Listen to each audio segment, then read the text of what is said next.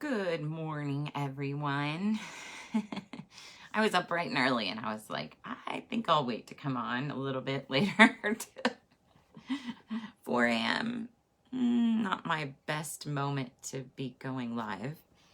Excuse me a second here. Let me a little better view here. Whew, what a day. Lots of stuff going on in the world, right?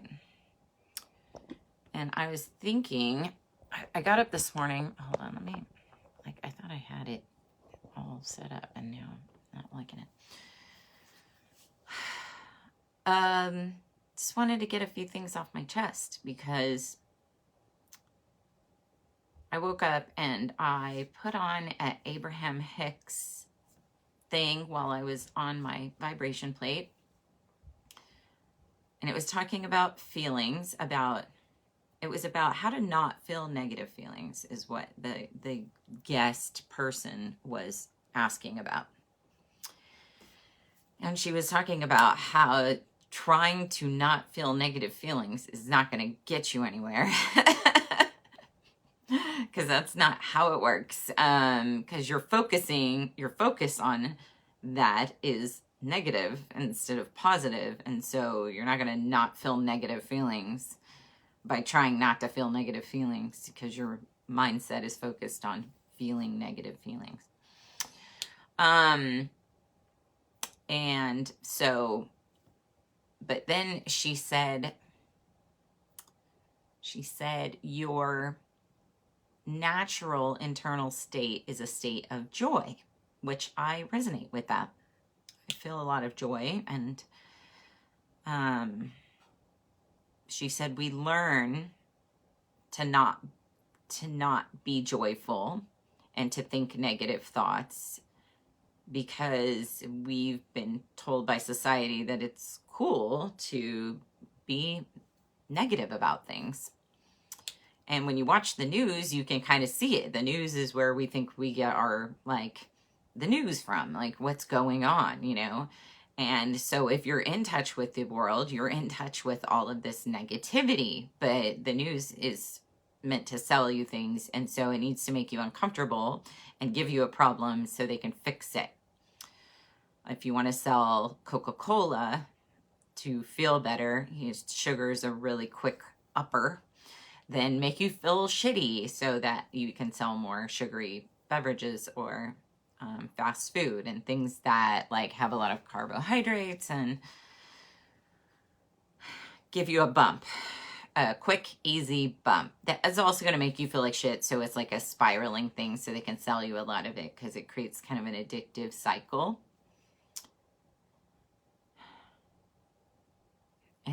It's how it works. That's how it works in the world. And I was thinking about how when tragedies happen in the news that everyone's talking about, everyone's paying attention to, and everyone's focused on, I feel a sense of obligation to find out what it is and feel it too with everyone else. It's like a social obligation. I have learned to ignore that social obligation, which makes me feel guilty that I might be a sociopath or something. But I feel a lot of things, so I can feel a lot of things if I allow myself to. So I'm pretty certain that I'm not a sociopath or a crazy person or insensitive. I just don't get a lot back. Not that the point of feeling something with somebody else is empathy, but I don't feel like I'm offering empathy to complete strangers just by feeling what they're going through here in my little hole by myself. So I'm not contributing to them at all, the actual victims, to be empathetic with them from my living room. It doesn't really, I don't have to feel what happened to know it's wrong. And it got me thinking about reenactments. Strangely, how we reenact certain things in our own mind, and then it's like we just take on all this fear and doom that it could happen to us. And it doesn't help us in any way. It's like, is that going to make you better prepared for some weird, obscure thing happening in your life that you can't control, that you didn't see coming ahead of time? And no, I don't think it does. But I feel like from all sides, we are constantly encouraged to reenact tragedy. I was a World War II reenactor, and it's a really interesting thing to think about that for that time, the people that were with me, I was doing the clothes in the era, looking into the era, the lifestyles at the time, the mindset at the time. And I think that there was a very heroic and selfless mindset of heroism, which is really important. But it's interesting that most reenactors know like a lot about every single battle that happened. But I would say on the whole, most reenactors, as much as they are the living historians, and they're usually in their own right more accurate about the history of the specifics, and even some of the broader stuff, like which battles happened when, what happened in each battle, you know, they know all of that more than most college educated historians, because they just took a specific interest in it and went crazy with it and wanted to recreate it and get it right in their recreations of it. And so they just really knew the topic beyond. But unfortunately, what I came to learn along the way is that most reenactors are clueless about why those things actually happen. So like in the example of like the World War II thing, little do most people know that like a few families were coming to power and getting control on the oil reserves around the world. And it would have been nice to have a nice foothold in Israel. And so they can do certain things to set off a chain of events wherein they can predict how people are going to react and get people to go a certain way so that they could end up gaining a foothold in the Middle East in oil-rich countries, and then start doing their orchestrations, social engineering things over there where they're close to it, so they can do things and create more drama and chaos and then narration of where to go. I feel like rats in a maze in a lot of ways with the news and with everything. You know, they tell you what flag to put on your profile right now. I mean, there's the meme of like, do the thing with the NPC type character. And I feel like a lot of what we as humanity are doing right now is just like watching this. And that's when I talk about a tragedy that happened and me choosing not to go relive it in myself, like imagine what those parents are feeling and in any of these types of tragedies that arise with shootings of children and or anything that happens to children, whatever. Like me trying to relive it and think of what if it happened to me, or what all of that thought pattern, whatever that they want you to go down that spiral, you know, that I kind of found myself doing. But if I choose not to, I feel a sense of like guilt that I am foregoing a certain social obligation that I was supposed to play into. And it's interesting that we feel that way, like we are supposed to do this. We are supposed to have these feelings. We owe it. We owe it to the victims. We owe it to the survivors, to feel with them what this whole thing is. And we don't owe them that, and it doesn't do them any, in truth, it does them absolutely no good for us to do that. It's almost like, in a way, it's almost like stolen valor. Like we're stealing their victimization and their emotions and their grief from them for no value whatsoever. But we want to feel a part of it, and that's how we come together as a community. But this is all fake, you know. And what it does, because like I said, I have a calling in myself to get certain things done with my life, to create certain things with my life. And this just takes me away from that, doing what I need to be doing in the world. And is that selfish? You know, there's the thing. This is where our brains go, because we really are so controlled by this. It's kind of like this whole gaslighting scenario, you know, to make you feel bad for being true to yourself and staying on track and feeling the feelings you need to feel and being a part of the things that you need to take part of, that you can actually have a positive impact with, that you can actually make a difference or create some kind of positive change in certain situations, you know, that you can actually make a difference or be part of the change of that situation. But otherwise, it's just a toilet bowl, emotional toilet bowl that most people want to go into so that they can feel a community in the toilet bowl. We just went through 2 years of everyone wearing masks. And if you didn't, like I didn't, you feel alone. That's the point. The point is to make those that are true to themselves, even if it's absolutely factually based. Like, you know, I did all the research. I went on the CDC website and I was like, what are these studies that they're saying that I need to know about? So that I, you know, I'm not just going to say the CDC is recommending masks based on some studies. Like, okay, let me see the studies so I know what they're basing their recommendation on. So I went and looked. They're full of shit. Those studies don't say what they say. They say they don't prove anything. They have holes in them. They say maybe, might, blah, blah, blah. So they're basing this all on a guess. So I was like, and then there's risks. There's consequences. And we just had a study published in Curious.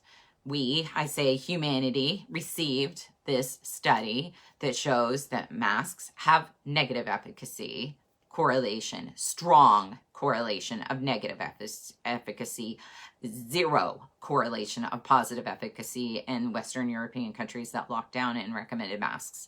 They couldn't find that it was correlated in any way whatsoever to a positive health outcome. The more masking. However, they could find that the countries that went for more masks, went for more whatever, were more likely, more inclined to have negative health outcomes. These masks were making people sick, which is sensible, because your breath is your way of expelling toxins. And if you put a mask on it and you keep breathing them back in, plus you're breathing in, you know, all your own carbon dioxide, you know, is going up and you're getting dangerously, you're creating a toxic environment. Oxygen is what you need to clean, and air is like the most cleansing thing that we have. So yeah, put the toxins out in the air just sterilizes them. The sunshine sterilizes. You're walking around breathing the air, you're the most sterile. It's a sterile environment, more sterile environment. I mean, you could go into an oxygen chamber, a pure oxygen, and get like a super sterile environment, you know. But this is a pretty sterile environment. This is like much more sterile than putting a mask over your face and doing this. Toxins out, toxins back in, and no oxygen to sterilize them when they're going back in. Doesn't make sense. So here I am making a choice for myself based on the facts, based on reason, based on my cherishing my own health and realizing that me staying healthy is going to contribute to other people staying healthy, but I've got like the whole world literally looking at me. Why is she doing that? You know, what is she doing? What if you're wrong, Karen? Aren't you putting us all in danger on a guess? Like, no, it's not a guess. It's fucking science. But am I the selfish one for trusting myself? Eckhart Tolle says in Stillness Speaks, when you lose touch with yourself, you lose touch with the world.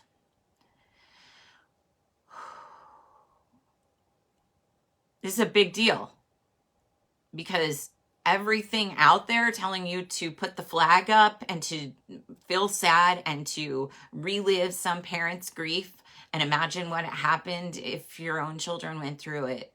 Imagine how you'd feel if the police kept you and what you would do in that situation if they kept you from, you know,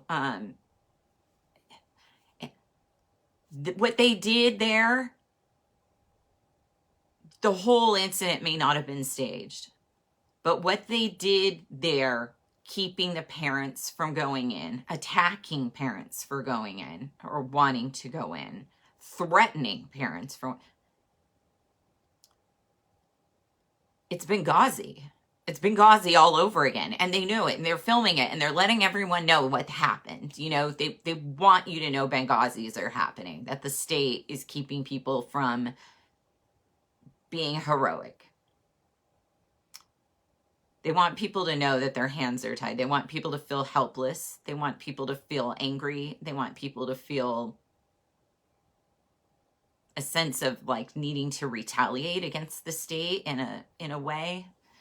And so they want you to go in that place. That's the place that they're leading you. You can feel it. You can feel it's like, I have a social obligation to feel the things that everyone else in my society is feeling along with them.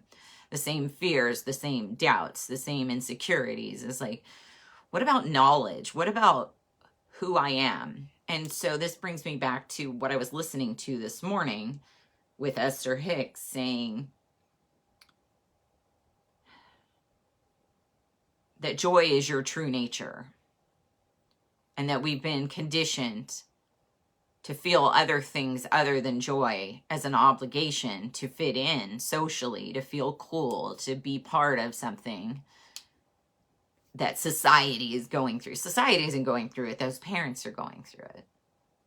Society is just taking on those parents' victimization so they can have their victimization, so they can promote a cause that's not even their own either. You know, it's somebody else's cause at the end of all of this, you know, somebody else's agenda, kind of like with World War II, you know, it's like they use these heroic people, sacrifice themselves to go save other people, and ultimately to get what? A foothold in the Middle East so that these rich fuckers can get oil, you know? I mean, that's what we go to war for, is controlling commodities, you know, controlling natural resources, you know, taking over the world's supply of energy, certain type of energy. And back to that, she says, if you could just find something rather than try to not feel bad feelings, right? That was where we started. If you could just find something that felt authentically, made you feel authentically like yourself. When you lose touch with yourself, you lose touch with the world. What if you gain touch with yourself? You learn your values. You think about your vision for your life and your vision and your desires, desire of sire, of this master that comes through you, that's supposed to be, it's your purpose. You know, some people live with a sense of purpose. This is where that comes from. They take that seriously. When they want something, they realize that it's not merely the wanting it, but also the attainment of it and the lessons learned in the attainment of it that's going to enrich their life. And it's the journey and not necessarily the destination, but they take the desire seriously enough to say to themselves, I need to go after this. I need to pursue this. In the pursuit of this, I don't know what I will gain. I don't know. The pursuit of this will bring me something. I don't know what. I don't have to know. I don't have to know all of the answers. You know, Daniel Nahman says, I don't need to know why the wind blows, because God knows, you know. But something, I mean, even if you don't like the word God, but the attainment of that desire, that people live now far apart from their purpose. And that's why they get sucked into these holes. Because they're not living their purpose. They don't even know what their purpose is. They're just following the next news story, the next, I told you what to, and it's not just saying no to the news story. Like, I can say yes or no to this news story or this agenda or this thing that's happening here. Like, I can be blah, blah, blah, whatever. I'm gonna be against it. I'm gonna be for it, you know, instead of doing that, just being like, what's my purpose? Well, Karen, that doesn't have anything to do with this over here. Exactly. Fucking yes. That's the point. And that's why that thing is happening over here, to get you to not look at the thing. It's really, that thing has nothing to do with my purpose in my life. Yeah, it sounds selfish as fuck. But when you lose touch with yourself, you lose touch with the world. What does the world need right now? Another fucking tragedy to go like down another rabbit hole? We have one of those every day. Every goddamn day we have those. When do you become a creative participant in life? When are you the one that is a force of nature and not just a response to a fucking bunch of stimuli they keep throwing at you? You're the rat in the maze. Which way are you going to go? When do you go, I'm not going to be in this maze anymore. I'm going to float above it. Oh my God, that's so selfish of you. You crawled out of the maze and you're standing on top of the box watching the other mice run around in circles saying, come on up here. The weather's nice. It's raining down there on you. They have a little fake sprinkler. I'm up above it. Does it mean I'm above those people? Sort of, but it means that my circumstances are above those people, and their circumstances could be up here too. That's the great thing about a Christ type consciousness. A hero, a real hero, is they show others that I'm not fucking special. If I heard Jesus say anything, I heard him say, don't ye know that ye are gods? Where are the Christians that believe that about themselves? Where are you? Where fucking are you? No, you're worshiping a savior that came and died and making it all about his death and not about his life. Making it all about this last thing that happened that was like the icing on the cake. He already said it's finished before he even died, but his resurrection is the most important thing in your religion. It was finished before he took his last breath. He said, it is finished. It is finished. But his resurrection is the most important thing to most Christians. Wasn't the most important thing to him. He said, it's finished. It's done. I did it. I did the thing I came here to do. Was it just to die? No, it was the whole thing. You're gods. Act like it. Get up on the maze and do like he did and say, we don't have to be in this shit anymore. We can come here and live joyful lives. That's what we're supposed to do. Yes, I mix metaphysics and mystics and Jesus all up in the same shit. Yes, I do. I've been kind of hiding from saying that because I know a lot of people are not going to be happy about that. You know what? I'm going to find my tribe right now. You know why? Because you don't find your tribe by hiding and pretending that you're less than you are or that you're not what you are And so that you can get along with a bunch of people that aren't your tribe. That's not how you find your tribe. And that's what my purpose is to help people find their tribe. So I can't authentically do that without saying, I am a mystic. You could be a mystic. You might not be, though. That might not be your calling. You might not be my tribe. Fuck off. That's okay. If you're not my tribe, fuck off, you know? And I'm not saying that in a mean way.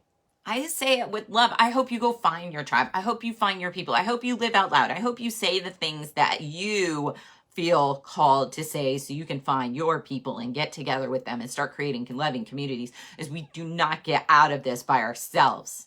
We don't get out of this by being in an island, by being on our own, by hiding out and being shy and trying to get along with everyone. And this is the story of my life that I have a lesson learned from. If nothing else, I spent my entire life learning how to get along very well and accommodate people that were toxic, narcissistic, addicts, emotional addict type people, mean, and who didn't like me. We did not share the same values. My vision was a vision they hated. The world I want to see happen is something that terrifies them.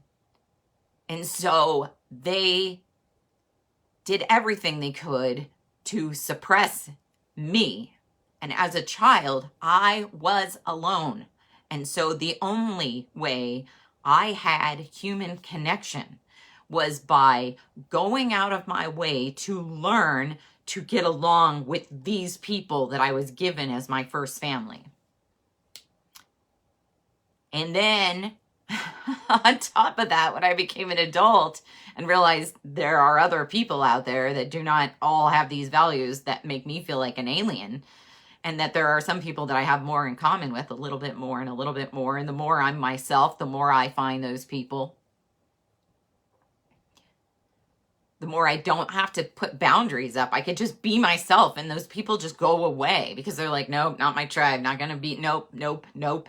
You know, you don't have to say, Karen, I fucking disagree with you. You better change your mind about it. You could just go away. That's why I say fuck off. I say it with love. Go fuck off. Do what you got to do. Don't listen to me. If this is not your language, if I'm not speaking to you right now, go somewhere else. Be with those people.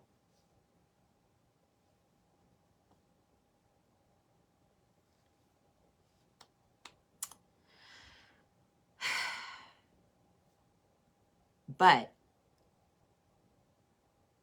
my life isn't going to be living other people's pain.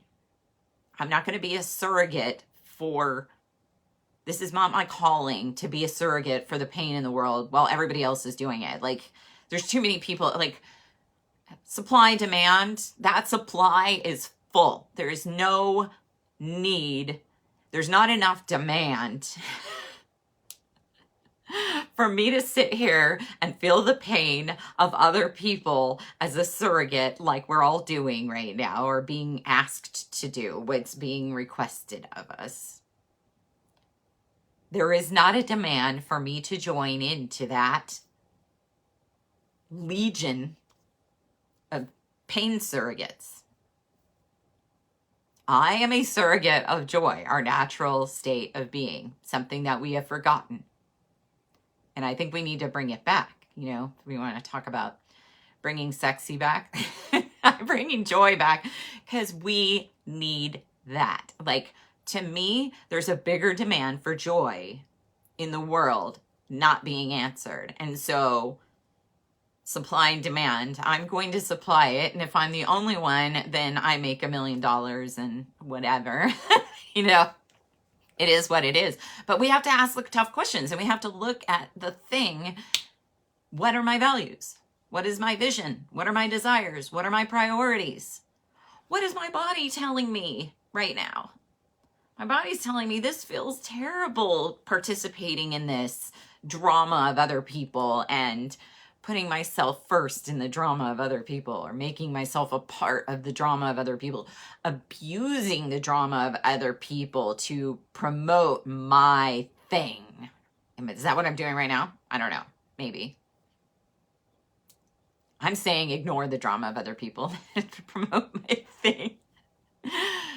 And it's not like I'm saying ignore their feelings. I feel sad for them, but I can't do anything. I'm not going to send them a card. I don't have their addresses. I can't do anything for them just by sitting here being a surrogate for their pain, for empathizing with them. Empathy has a place. It's personal. It's with you and your friend. It's with those people and their friends and their family and their community and their tribe. It has nothing to do with me.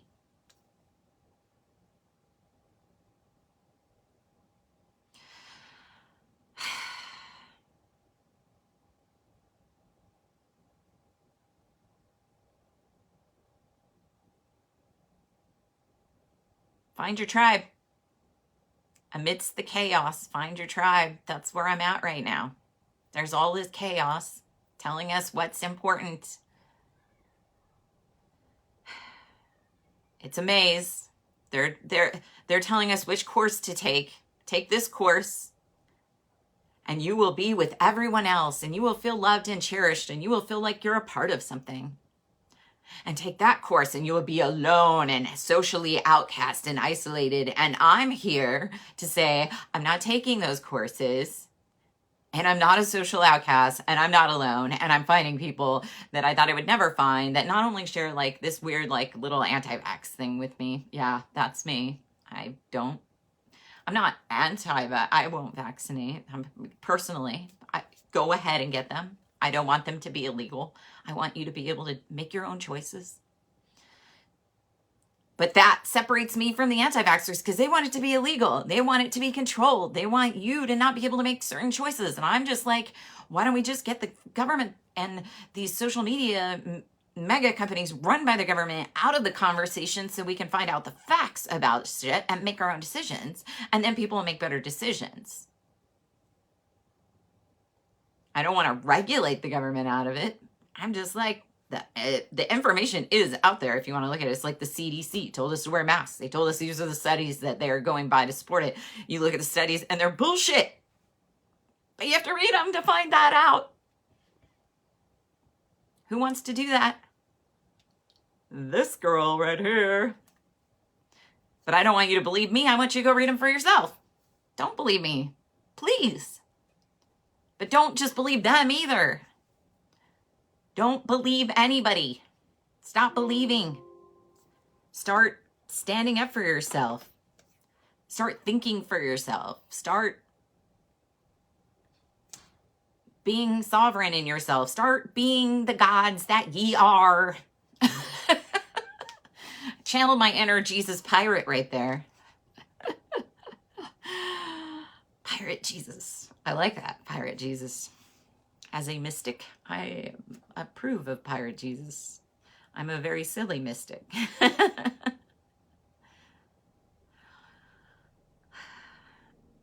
If you want to feel a part of something, you can't be a part of yourself, apart from yourself. You have to first accept yourself. Otherwise, this path, that mouse trap maze that says go this way to have social acceptance and be part of the whole, you are going further and further from yourself the further you go on that path, and the less socially accepted you will feel, because you will never feel socially accepted if you do not accept yourself, if you don't love yourself, if you don't know who you are, if you don't know your values, if you don't know your vision, if you don't know your desires, your priorities, you're not listening to your body cues. You are not relying on your internal insight. that sixth sense that knows things. How did I know that? I don't know. How did I wake up this morning at the right time to get up and do this thinking that got me to where I am sitting here today talking to you? Insight, the internal guidance. There are things happening in you. There's a world inside of you, the whole world. And you will feel alone until you accept that and love it and cherish it, even if everybody else in your life is telling you it's wrong, it's bad, like when I grew up. And you just have to get along with these people to make it work for you. To fit in, you have to go against yourself and work really, or honor yourself in yourself, by yourself, the little alien person, but you're going to have to like speak the Roman language. You know, you're in Rome, got to do what the Romans do. The world is not Rome. It's not. That's a lie. That's a myth. The truth is, you are not an alien. Otherwise, there's a ton of aliens out there. And we're like, because I know them all now. I know more and more all the time. They're constantly finding me. Karen, oh my God, that's exactly how I feel. I didn't know there was anyone else like me on this planet. You know, people say that all the time when I'm talking. You know what? They don't say it all the time when I'm not talking. So I can't find them and they can't find me. Speak your truth. Know your truth. Who am I? What are my core values? Live your truth so people can find you, so they're not feeling like aliens either, so they know they're not alone. There's a bunch of anti-government, unschooling, homeschooling, doesn't care if the government has any part of their life, farming and gardening, agoristic minded, spiritual mystic people in the world that will relate to you if you put yourself out there. I know what you're programmed to think is if you put that alien talk out there, you will be more alone than you are now. But you cannot be more alone than you are if you do not own yourself, love yourself, accept yourself. So that's what I came here to say today. My time is ending. My time is wrapping up, so I want to wrap this up with you. But back to that, your internal natural state is joy. You find it through finding your purpose and living your purpose and finding your passion and finding your values and acknowledging and cherishing yourself for who you are and your unique set of values and ideals and desires, and pursuing those desires to the point of not a destination but a journey, the means of getting there, looking for what it has in store for you. Why did I want a Ferrari? Was it really just to have a Ferrari? Or was it in the attainment of said Ferrari, I was going to like meet all these people and learn all these things and get a dog and who knows, you know, like until you go for that thing that your soul is telling you to want to go after, you're not going to find out what it is. But if you just make that like thing, the end of the process goal versus outcome goal, go to the substack.com, put that in the thing, search for that. I have a whole thing on it. You make everything an outcome goal, you're not going to enjoy your life. But if you make the process, you go after the outcome, looking at what am I getting from this process? I don't know. The universe is mysterious. It put this in me for a reason. You believe that, you know that's true, and you will feel rewarded, regardless of whether or not you even get the outcome. Crazy thing. But the less we feel rewarded in this life, and the more we go away from who we are internally and suppress who we are internally to fit this maze path that we're being pushed towards with the worldly agendas, the more we're going to feel like we need to take that path. You know, it's a cycle. Like I said, it's the toilet bowl. You're in a toilet bowl. If you're in that space, you're in a toilet bowl. Emotionally, humanly, you're in a human toilet bowl. You are a human toilet bowl. You're just channeling shit going down the drain. Shit going down the path of least resistance. That's what you are. You don't want to be that. I don't want you to be that. The world doesn't need more of that, for fuck's sake. Jesus Christ. Pirate Jesus. Ye are gods, are. Don't ye know that ye are gods, are. Know that. Rise above. Show everybody else they can do it too, because we're just idiots out here, you know? Like, I'm not something special. I'm just some dumb fucktard that figured it out. I don't have to do that. I can have joy. I can be joy. I can seek my purpose with passion. And I can feel fantastic getting my freaking voice out there, sharing this message with everyone. Yes.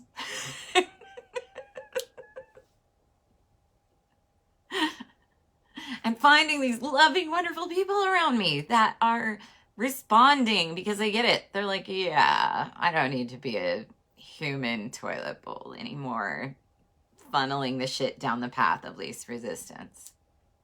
I don't want to do that. And that's the path that most people take. So we don't need more of it. We need more channels for joy. And you need to look at your vision. You need to look at your values to get there. So that's it. That's my impassioned message.